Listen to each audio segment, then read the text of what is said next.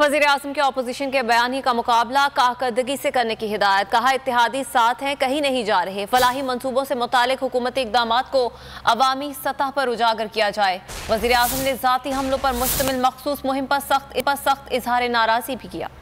PTI की central executive committee का इजलास। वज़ीर आज़म की ज़ेर सदारत इजलास की अंदरूनी कहानी सामने आ गई। इजलास में बल्दियाती इंतखाबात और सियासी हिकमत अमली पर गौर किया गया। वज़ीर आज़म ने शुरुका से कहा कि इत्तेहादी साथ हैं, वो कहीं नहीं जा रहे। अपोजिशन के बयानी का मुकाबला कारकर्दगी से करें। फलाही मनसूबों से मुतालिक हुकूमती इक़दामात को अवामी सतह पर उजागर किया जाए। वज़ीर आज़म ने कहा कि डैम्स, हेल्थ कार्ड, एहसास और कामयाब जवान प्रोग्राम की कामयाबियों पर बात करें। वज़ीर आज़म ने ज़ाती हमलों पर मुश्तमिल मखसूस मुहिम पर सख्त नाराजगी किया और कहा कि ज़ाती हमलों पर मुश्तमिल मुहिम घटिया और नाकाबिले बर्दाश्त है। मादर पदर आज़ादी खतरनाक है। ऐसे रुझान की हौसला शिकनी करना होगी।